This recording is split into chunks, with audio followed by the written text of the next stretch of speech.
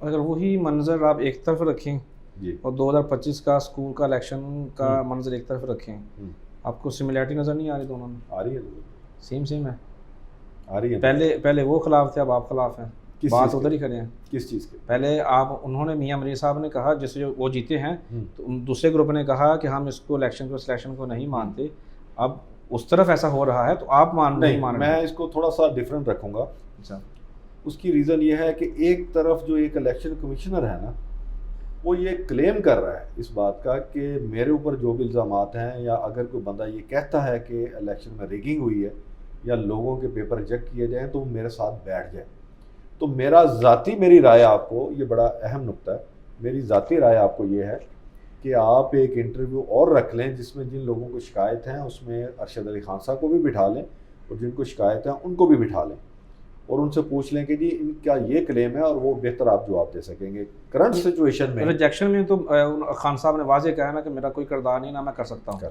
ٹھیک ہے، بس الیکشن کیا تک کیونکہ میں الیکشن کمیشنر نہیں ہوں، وہ ڈاکومنٹس میرے پاس نہیں آئے، میں نے دیکھے نہیں آج تک، تو مجھے نہیں پتا کہ اگر کس کی ریجیکشن ہوئی ہے، غلط ہوئی ہے یا صحیح ہوئی ہے، اس کے جواب دہ جو ہیں وہ اس وقت کے الیکشن کمشنر ہیں. کرنٹ سچویشن میں جس طرح میں نے آپ کو کہا کہ اگر خان صاحب یہ کہہ رہے ہیں اخلاقی طور پہ کہ مجھے بٹھا لیں، تو میں کہتا ہوں اخلاقی طور پہ پھر آپ اسکول چیئرمین صاحب کو بھی بٹھا لیں، ہمیں بھی بٹھا لیں.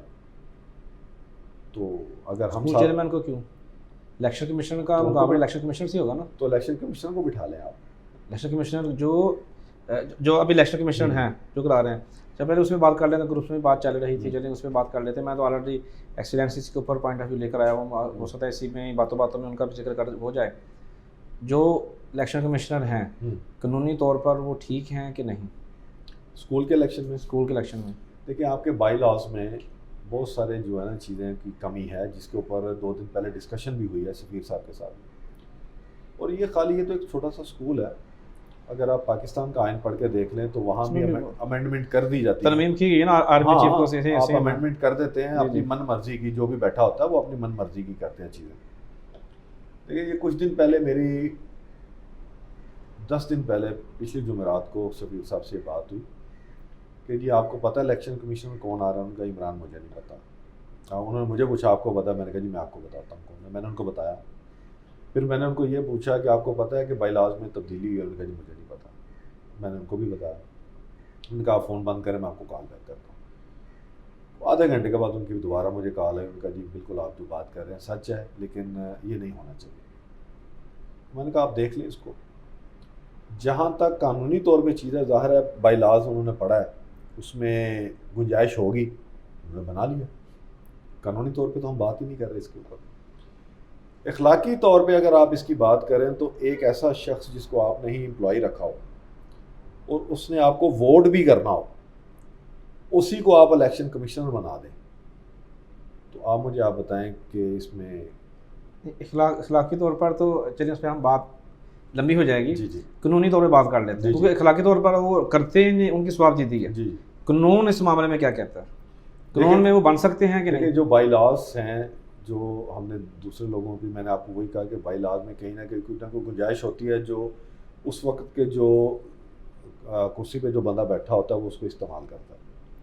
تو اگر انہوں نے بھی کیا ہے، اس میں گنجائش ہوگی، انہوں نے کر لیا، تو قانونی طور پہ تو میرے خیال اس میں مجھے کوئی ایسی چیز نظر نہیں آئی. مطلب پھر ان کی ٹھیک ہے سلیکشن بینگ الیکشن کمشنر، ان کی سلیکشن ٹھیک ہے؟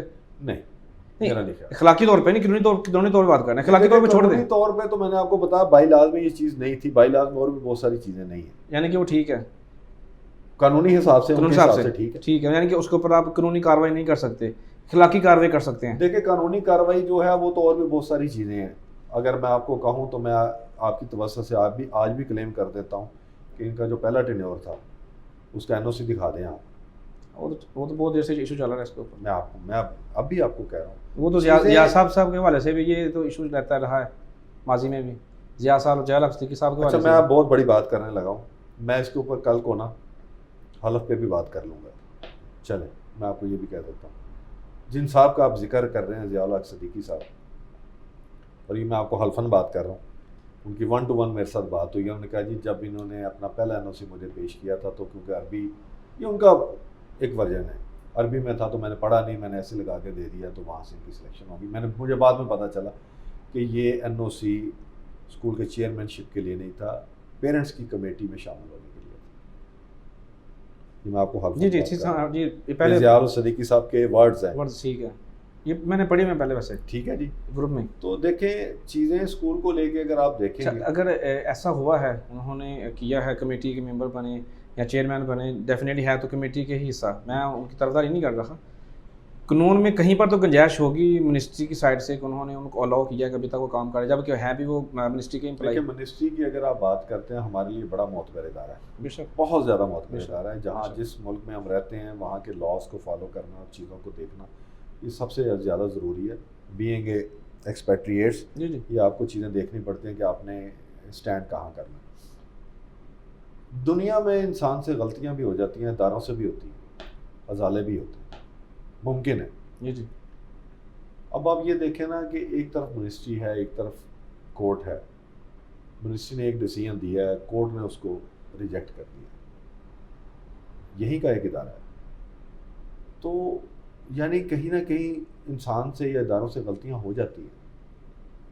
اگر تو پاکستانی ادارے سے ہوئی ہے تو اس کا حال تھا کہ ہم آپس میں بیٹھ کے, ہمارے پاس الحمدللہ معتبر شخصیت شیخ صاحب موجود ہیں, فیاض شاہ صاحب جو آپ کی ایونٹ میں آتے رہتے ہیں, بلکہ زیادہ آتے یہاں پر ہیں, اگر وہ موجود ہیں, سفیر پاکستان موجود ہیں, ان کی دونوں کی موجودگی میں, جبکہ آپ دونوں کی بات کو انکار نہیں کر سکتے, اس لحاظ سے بھی, عمان کے لحاظ سے بھی, پاکستان کے لحاظ سے بھی, پھر بھی ہمیں منسٹریوں کی جانب جانے کی بجائے ہمیں عدالتوں کی جانب جانا پڑا.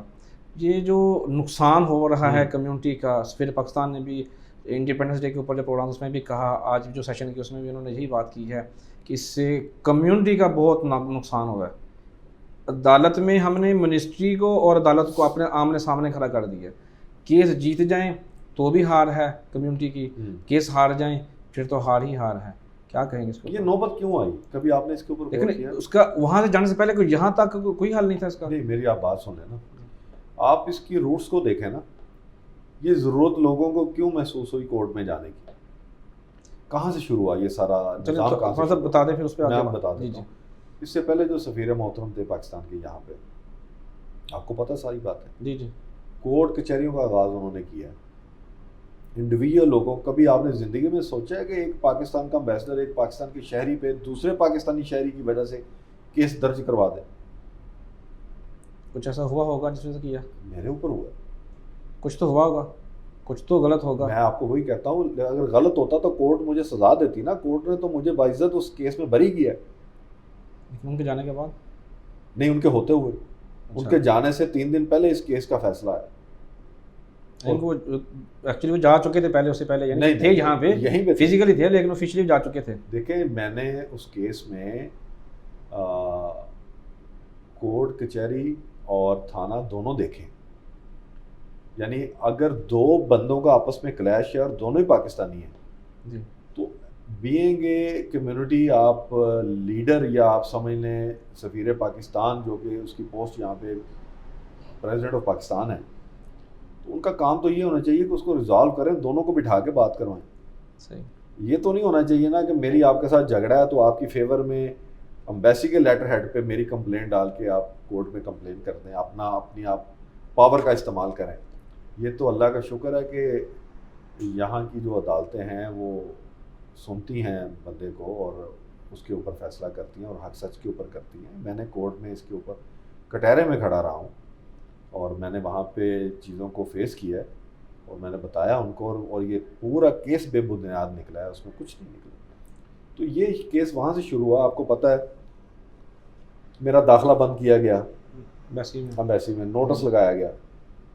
تو ایک الگ بات ہے کہ وہ اپنے پاؤں پہ کھڑے نہیں ہو سکے, 2 دن بھی نہیں نکالے انہوں نے نوٹس لگانے کے بعد. وہی نوٹس اتر گیا, بلکہ مکر گئے کہ جی میں نے تو کوئی نوٹس ہی نہیں نکالا, لیکن حالانکہ ہمارے پاس نوٹس تھا, لیکن ہم نے پھر بھی ہاتھ ہلکا رکھا. ایون ہم اگر اس کو ہائی کورٹ میں چیلنج کر دیتے تو ہمیں پتہ ہے اس کا رزلٹ کیا آنا تھا, لیکن ہم نے نہیں کیا. میرے بچوں کو ہاکی کے میچ میں اسٹیڈیم سے باہر نکالا گیا کہ یہ عمران طور کے بچے ہیں. انہوں نے کارڈ ہے میرے پاس, واٹس ایپ کے گروپ اس میں میسیجز پڑے ہوئے ہیں جو میں نے اس وقت سفیر پاکستان کو کہے کہ یہ آپ نے کیوں کیا. تو انہوں نے کہا جی کہ میرا خیال ہے اس وقت کیا الفاظ انہوں نے استعمال کیے تھے کہ پتہ نہیں آپ کو کیا نہیں کرنا چاہیے تھا. تو میں نے اس کا مطلب ہے کہ آپ نے یہ کیا ہے, میرے اوپر یہ کیا گیا, میرے بچوں کو اسکول سے اس میں اسٹیڈیم سے نکالا گیا.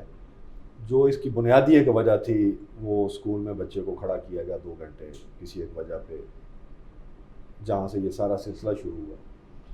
پھر امبیسی میں کھڑے ہو کے جو انہوں نے جس طریقے سے بدتمیزی سے بات کی, لیکن وہ پھر میرا اپنا ایک طریقہ ہے, شاید غلط ہو یا درست ہو مجھے نہیں اس بات کا پتہ, لیکن غلط بات مجھ سے بھی برداشت نہیں ہوتی.